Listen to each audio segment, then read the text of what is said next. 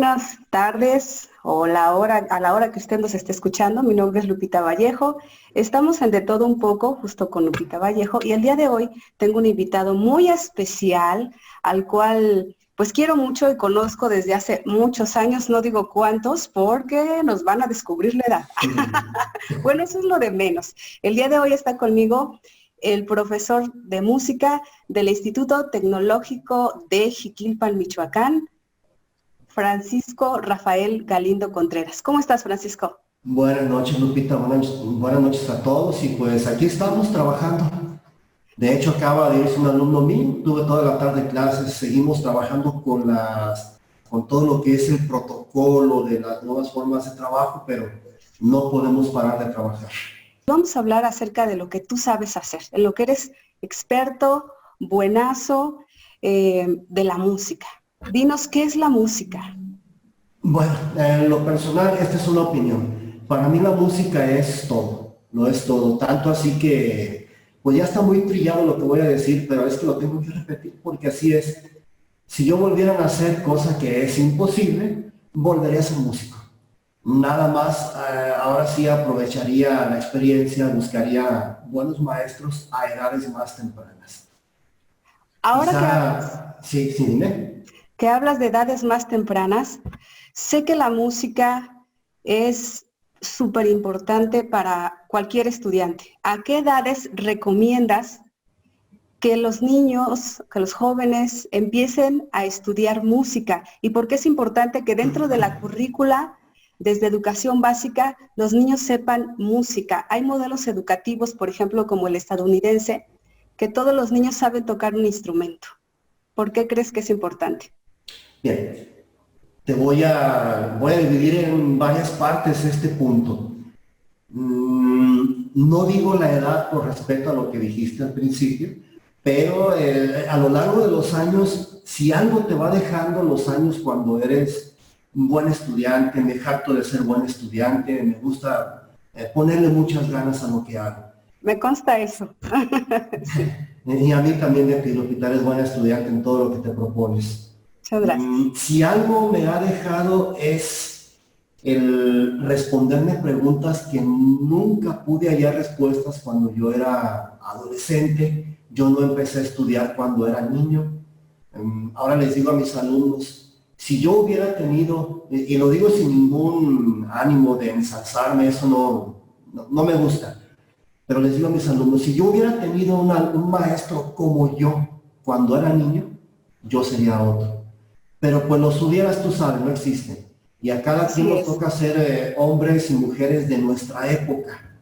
Las cosas han avanzado, ahora ya es posible tener un maestro como yo en un lugar como este. Ya no nomás hay maestros como yo, ya tengo alumnos que lo hacen muy bien. Aquí mismo en Jiquilpan, no los veo como competencia, los veo ahora como compañeros, como colegas, y qué bueno que rindió frutos mi trabajo en ese aspecto.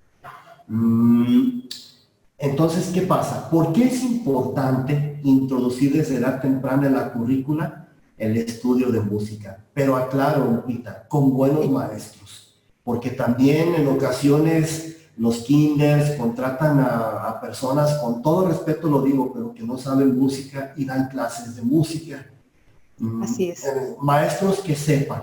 ¿Por qué? Porque la música es un lenguaje, eso ya está comprobado. Es un lenguaje porque transmite un mensaje y dos, porque puede ser escrito. La escritura musical se llama melografía. Esta es una palabra compuesta, melomúsica, grafía, escritura. Y el sistema melográfico que manejamos actualmente en el jazz o que manejamos en la música clásica es el mensurado. Mensura quiere decir medida. Dentro de este sistema melográfico, mensurado, todo es medible, nada queda al azar. Entonces el niño aprende un lenguaje escrito que no es complejo, es complejísimo. Una persona que lee una partitura bien, habría que pensar que es una persona con un cierto cociente intelectual, tal vez no muy alto, pero sí que lo desarrolló a través de la práctica. Eso me consta. Fíjate, Lupita, que he trabajado con niños con algunas ¿cómo le llamaré? Parálisis cerebrales, que tuvieron problemas al nacer y que con cierto desaire algunos profesores no trabajaban con ellos o no sabían cómo trabajar.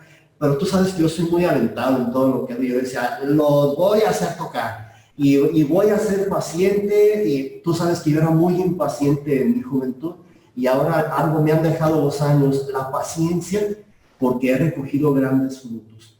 Vieras qué alumnos que tuvieron parálisis o todavía guardan algunos rescoldos de parálisis, qué desarrollo han tenido.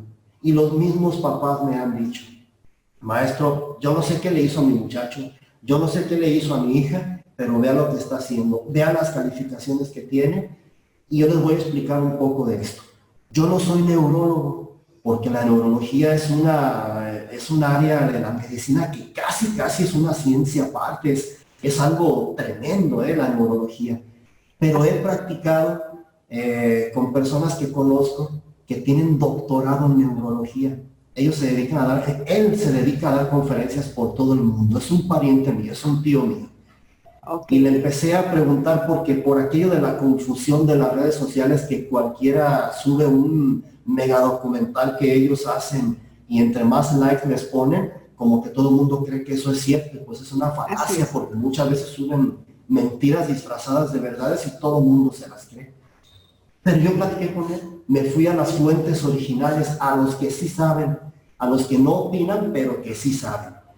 Y me decía él, es que cuando tú estás tocando un instrumento, tu cuerpo está trabajando con el sistema motriz fino. Dice, pero aparte, como estás trabajando la sensibilidad artística en ese momento, tu cerebro, un área de tu cerebro también está cubriendo esa parte. Si tú cierras los ojos, multiplicas, potencias esas áreas de tu cerebro. Dice, por eso es que cuando tú das un concierto, después de esto, tienes muchísima sed y muchísima hambre. Y yo creo que a ti te consta las tocadas que hacíamos con los grupos en la escuela, las cenadas que dábamos. Ahora me explico el por qué, y él me dijo el por qué. Lo que pasa es que el cerebro es el órgano que más carbohidratos consume. Entonces tú lo pones a trabajar todo, estás como haciendo cortocircuitos, literalmente estás como haciendo un cortocircuito. Entonces, así es, el trabajo intelectual gasta muchas calorías y por esa razón tenemos, después de una actividad intelectual o de que estás trabajando, por ejemplo, en el área de ciencias, trabajas y sales del laboratorio con mucha hambre y con mucha sed. Así es. Y la música implica, por lo que tuve a bien de recibir de conocimientos de tu parte, aplicar las matemáticas cuando tú estás leyendo una partitura, porque los tiempos deben ir exactos. Sí aplicas lo que es el área cognitiva de las matemáticas, no directamente, pero el cerebro sí trabaja más o menos como cuando estudias matemáticas o cuando haces un partido de ajedrez. Pero esto solamente con la partitura. Porque no es lo mismo ser una escucha que un ejecutante, un director de orquesta que está controlando todo lo que sucede en la partitura. Y director de orquesta es muy severo con sus estudiantes. Sí, tienes que serlo, Lupita. Tienes que serlo. Cuando te metes en una disciplina, mira, lo que pasa es que ahorita sigo hablando de lo que me preguntabas, un pequeño paréntesis. Sí, claro. Lo que pasa es que ha venido ocurriendo un fenómeno con la juventud, sobre todo los que llamamos millennials. En cuestión de su educación, lo digo con todo respeto, pero lo digo con evidencias en la mano. Les han engañado un poco a ellos y no tienen la culpa a ellos. Les han dicho que son niños cristal, diamante, parece una joyería aquello, es una joyería. Son unas joyitas, no todos. Como que ellos, no todos, claro. Hay muchas excepciones muy loables. Y geniales, geniales. Sí los hay, pero en lo general han creído que no ocupan experiencia. Y han creído que pueden despreciar a las personas que tenemos experiencia. ¿Y cómo les ha hecho daño eso? porque ha frenado mucho su avance cultural. Vamos a manejar la palabra cultural como Claro, todo lo que engloba. en Bien, términos ahora generales. vuelvo a lo anterior. Me preguntaba si era necesario el estudio desde Sí, pequeños de la ¿qué música. tan necesario es? ¿Por qué los Una niños segunda deben? parte. Hay varias maneras de estudiar la música. A un niño no le voy a enseñar con partitura porque es como invitarlo a que no vuelva a unas clases de música. A un niño le voy a enseñar con un sistema Kodali un poquito más avanzado, le voy a enseñar poniéndole a que escuche música. Le voy a hablar quizás de que la música tiene colores, le voy a enseñar a distinguir los colores, le voy a mostrar quizá un dibujo y explicarle lo que son los colores visibles y decirle, mira, el oboe tiene un color más suavecito, si lo escuchas, mira, el violín tiene un color más brillante, le vamos a poner amarillo, si escuchas en la orquesta, en un dueto, un grupo de cámara, a un niño no le voy a hablar de teoría, sería traumarlo. La teoría es muy necesaria, pero cuando estás con un niño que ya sepa leer y escribir, ahí sí soy severo, porque la teoría, como decía Schubert, sonríele a la teoría y la teoría te sonreirá a ti después. ¿Cuándo? ¿Quién sabe? Pero sí lo va a hacer. Ok, eso de los colores es algo genial porque yo nunca lo había pensado así. Aunque fui tu estudiante, nunca pensé en los colores. Es que nunca te lo Pero dije. no, nunca me lo dijiste porque pues yo ya no era una niña tampoco, ¿no? Ya tenía mis 18 años. Pero Van a hablando de sacar niños, cuentas, Lupita, ¿eh? no Acabas de importa, decir los que tenías. no importa, eso no importa. Muy La verdad, bien, no tengo problema con eso. muy bien. Creo que, como tú lo has dicho, mientras avanzamos en edad vamos adquiriendo madurez y vamos adquiriendo Claro, cuando tú vas tomando la vida así como va saliendo y que vas superando los obstáculos y que de los errores vas aprendiendo y que no te quedas a la primera, sino que sigues avanzando, es en esa parte donde ya adquirimos cierta madurez y que empezamos a ver la vida, ahí sí te digo, en diferentes tonos y ya colores. dije, ¿qué tal? Ya entendiste los colores, ahora sí. Así es, así es. Entonces, bueno, pues fíjate que a mí me interesa mucho que los niños del Jardín de Niños Jean Piaget, Sí, ellos sepan todo esto que tú me estás diciendo, porque los he visto a través de en línea, cuando la educadora les empieza a cantar y les empieza a decir los buenos días y que el sapito no sé qué, todos los sí. saludos que los niños hacen, y es una emoción tremenda de los niños, responden muy, muy bien a la música. ¿Esto se debe a qué? ¿Cómo estamos por dentro? ¿Qué te han dicho de eso? Tenemos Bien, música, somos entes con música, respondemos a las vibraciones, a los sentidos. ¿Cómo hacemos todo eso? bien. Como te decía antes, la música es un lenguaje. Y el ser humano civilizado, el civilizado, está hecho de lenguajes. Así es. Porque no somos animales, o sea, no somos animales del todo. Somos animales pero civilizados. Somos animales que podemos hablar de filosofía, por decirlo así.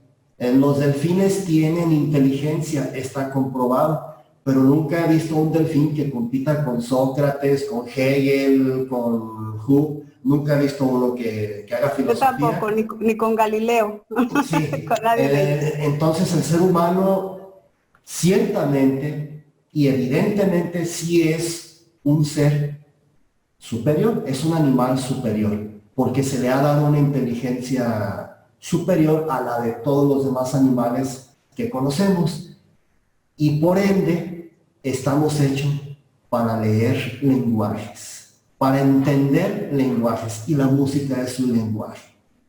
Así es, justamente la fonética, cuando los niños empiezan a hablar es porque empiezan a escuchar sonidos y empiezan por imitación.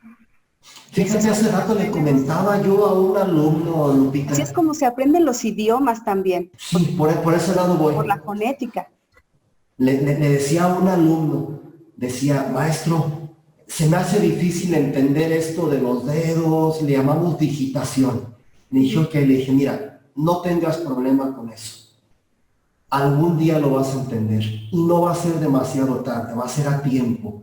No te desesperes contigo mismo, exígete, pero no te desesperes.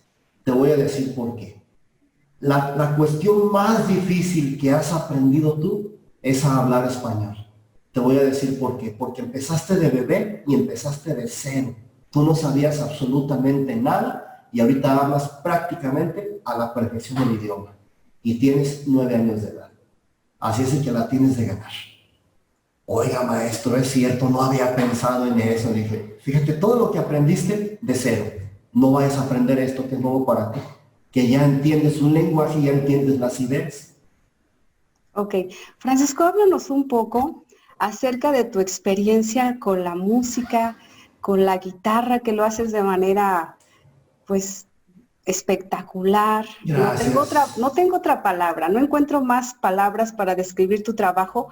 Y cuando te pones a tocar y cuando tienes tu acompañamiento, realmente eres un espectáculo y te transformas en el escenario y también nos transformas a los que estamos escuchándote y viéndote. Gracias, Lupita. Mira, todo empezó cuando yo era niña. Ahí empezó todo. Pero te tengo que decir que no fui yo solamente. Tú me marcas los tiempos, por favor. Sí, sí, está muy bien, no te preocupes. Tú sabes, una vocación tiene dos partes, un llamado y una respuesta. Eso también lo aprendí con los años, ¿eh? Un llamado y una respuesta. Yo tuve el llamado de la música, lo sentía, me excitaba mucho escuchar música, escuchaba algo y se me ponía la piel de gallina, pero yo tenía 4 o 5 años cuando eso. Yo no me podía explicar eso. Siempre fui una persona de muchas preguntas y pocas respuestas. Y eso a mis papás les preocupaba un poquito, sobre todo a mi papá, porque mi papá, que en paz descanse, era un hombre, igual que mi mamá, muy inteligente los dos. Pero en mi edad temprana yo convivía más con mi papá, porque él hacía cosas que a mí me gustaban, como que la carpintería, la mecánica. Yo veía que agarraba un taladro eléctrico y yo decía, ¿cómo funciona ese taladro? ¿Cómo es por dentro? Y cuando él llegaba de trabajar de la fábrica, hacía unos corajes tremendos conmigo porque cuando llegaba su taladro ya estaba desbaratado y me habían sobrado piezas para armarlo. Y ya sabían quién lo había hecho, o sea, sabían a qué ir directamente. Entonces, en una ocasión mi Y papá, como dicen allá en Jalisco, y ándale que me suena. y ándale que me suenan, sí. Entonces mi papá, en una ocasión, un compañero de él, ya de edad avanzada, le prestó un acordeón. Yo tenía 5 años y medio, más o menos, me acuerdo de él. Y le prestó el acordeón y lo curioso, Lupita, es que yo agarré el acordeón y sin conocerlo, lo empecé a tocar. Pero ya entendía yo la lógica de las escalas. O sea, ya lo agarré y empecé a ver. Y dije, uy, esto está bien fácil. Es como una regla puesta ahí en las teclas. O sea, yo tenía como mi lógica. Y empecé a tocar, no te digo que una sinfonía de Mozart, no soy genio. Empecé a tocar cosas sencillas, pero lo que sí impresionó a mi papá es por qué a este se le pone la piel de gallina. Y por qué toca lento, pues, pero no se equivoca en ninguna nota. Y a mi papá le gustaba mucho la música, pero él en su niñez no tuvo ni la más mínima oportunidad. A él le tocó vivir en aquella época donde el país era absolutamente pobre, cuando la gente no tenía qué comer, cuando la gente andaba descalza. Y eso me lo contó él. Estamos Entonces, hablando después de la Revolución. sí, un poco más después, 1930, 42. Mi papá 1900. nació en el 42. Sí, Entonces en la había pues, mucha pobreza, mi papá claro. cuidaba vacas, era un tipo muy inteligente, muy inquieto, pero tú sabes que una cosa de la vocación es el llamado y la otra cosa es que las circunstancias no te permitan dar la respuesta. Así Entonces es. mi papá no quería eso en sus hijos. Crecimos y nacimos en una familia donde con muchos trabajos fue de lo que le llamábamos clase media. En mi casa mi papá se esforzó mucho, sí supimos lo que era tener vehículos, tenía que trabajar horas extras en su fábrica donde él trabajaba en Salanese, en Ocotlán. Yo no soy de ahí, pero ahí me crié. Y después entiendes el por qué Dios hace las cosas. ¿Por qué caí yo a Ocotlán si yo era de Atotonilco? En Ocotlán había un magistralísimo maestro de música, a quien le debo el 90% de lo que yo soy, con quien yo conviví todas las tardes desde mi primaria, porque tarde se me hacía salir de la primaria cuando estaba en sexto más o menos, para irme al coro Santa Cecilia. Era un coro polifónico. Imagínate tú la impresión que yo tuve cuando en una ocasión fui a misa y escuché un coro a 8 voces. ¡Qué genial! Bien dirigido, cuando vi que aquel señor gordito, chaparrito, calvito, totalmente calvo, con unos lentes enormes, un bigote bien cortadito, una mirada severa y unos gritos que para qué te cuento, y todo el mundo se callaba cuando él levantaba la voz. Todo el mundo se callaba cuando él entraba al salón. Entonces era una persona de autoridad y yo decía, yo quiero ser así. Yo quiero ser así, que todo el mundo se calle cuando yo entré a un salón a dar clases. O sea, como que yo ya tenía la intuición de que iba a ser maestro, iba a acabar como profe. Bien. Y lo lograste definitivo. Las circunstancias de la vida me colocaron, ¿eh? La verdad es que no lo busqué. Sin querer llegué a eso. Es que, como tú dices, tienes un llamado, trabajas en él, Sí. y finalmente llega la oportunidad y estás ahí. Porque lo lograste, eres respetadísimo aquí en toda la región Ciénega de Chapala, allá en tu tierra, eres conocido a nivel internacional, cosa que no quieres así como que abunde mucho en eso, pero tengo que decirlo, profe, eres una gente que ha sembrado mucho en muchos estudiantes, que nos has puesto esa semillita que muchos quizá la dejamos secar, otros está floreciendo. En mis hijas está esa semilla también ya, pero ahora, bueno. te decía. Ok. Perdón, tengo que continuar para no cortar el hilo. Sí, claro. Entonces, ¿qué fue lo que sucedió? Mi papá,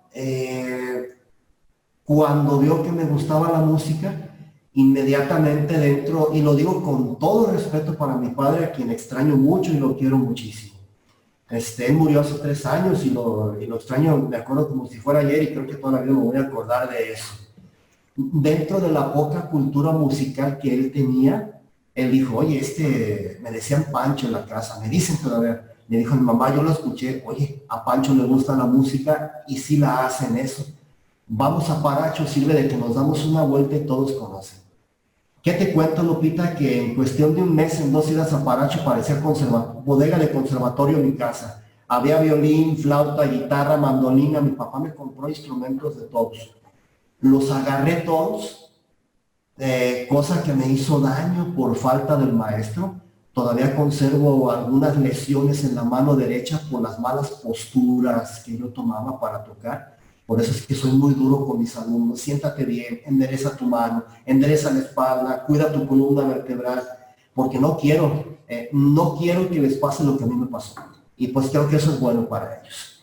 Bueno, pues el trabajo que realizas en el Instituto Tecnológico de aquí de Jiquilpan es realmente bastante bueno. Tienes varios grupos. ¿Cuántos grupos tienes ya ahora? Porque yo me quedé en los Caballeros del Romance y me quedé también en un grupo purépecha de que tocan funciona todavía el grupo, funciona el grupo Macuilxóchitl, sí, toca pura música purépecha, funciona la rondalla. Acabo de abrir en plena pandemia un grupo, un dueto. Un estudiante que tuve desde niño en guitarra clásica entró al TEC, y pues si no aprovecho a esa gente, pues yo no sé entonces qué hago, ¿verdad? ¿Qué más haces aparte del tecnológico, de la Casa de la Cultura? Lo más reciente fue lo de Día de Muertos, ¿no? Fueron videos los que se grabaron ahí, se transmitió en vivo, pues, pero con todos los protocolos del COVID. Claro. Sí, también voy a otras poblaciones a trabajar como maestro de guitarra, curioso, curioso. Te ven tocar y salen alumnos, y alumnos que dicen incluso de rancherías, es que yo quiero aprender a leer música. Si tengo que hacerlo, lo voy a hacer. O sea, gente para trabajar va a haber siempre. Nada más sí es cierto que hay que aquí voy a hablar un poco, no me quiero escuchar mal, pero un poco con mercadotecnia. Tienes que salir a vender el producto para que se den cuenta de la calidad y el mismo muchacho dice, yo quiero hacer eso, quiero aprender a hacer eso. Es un producto que les va a cambiar la vida. Es un Sí, sí te producto la cambia. que va a ser algo súper positivo para ellos, que les va a abrir nuevas ventanas de conocimiento, que van a poder tener un pensamiento más crítico, que las emociones las van a poder manejar muchísimo mejor porque se van a ir canalizadas hacia la música y que va a haber mucha creatividad, que es lo que necesitamos en estos tiempos, creatividad. Sí. Y otra cosa, Lupita, y ocupamos generaciones nuevas, pues que preserven todo el legado que nos han dejado desde hace 700 años, que es lo que conocemos más o menos de la música. Ocupamos ejecutantes, ocupamos buenos directores de orquesta, ocupamos buenos musicólogos, buenos profesores de música. Hay quien dice, yo no quiero tocar un instrumento porque no puedo controlar los nervios en público, pero como profesores frente al pizarrón son buenísimos, ¿eh? Son muy buenos. Entonces toda esa gente hace falta. No podemos cortar el legado que nos han dejado todos nuestros antepasados. Bien, para finalizar, Francisco, si tuvieras frente de ti a un alto mando de la Secretaría de Educación Pública de nuestro país, ¿qué le dirías? ¿Por qué es importante la música? ¿Por qué es urgente que estas generaciones nuevas aprendan y lo aprendan bien y que no se pierda esa herencia que tenemos que dices de 700 años? ¿Qué le dirías? Bien, les diría de manera tajante, así muy a mi estilo, que si no cambian para bien las cosas, pero ya, este país se puede ir a pique. Porque las cosas no pueden quedar en promesas nada más. Todo el mundo nos ha prometido sin decepción alguna. Y las cosas no han cambiado realmente. Les diría que sí se pueden cambiar las cosas para bien y de manera rápida. Que ya dejemos de estar argumentando politiquerías, que digan, es que no podemos cambiar todo lo que hicieron en 80 años. Sí, sí se puede cambiar, porque el país tiene gente muy capaz para hacer las cosas y bien. Nada más hace falta convocar a un buen equipo de trabajo, especialista en cada área. Pues muy bien dicho, te agradezco el tiempo nuevamente. Te envío un abrazo mientras te veo, igualmente, a tu familia, a quien aprecio. Gracias, muchísimo. Igualmente para ustedes. Y pues hasta aquí la dejamos. Muy bien. Hasta la próxima. Gracias a usted que nos estuvo viendo. Gracias por el favor de su atención. Y esto fue De Todo Un Poco con Lupita Vallejo. Muchísimas gracias.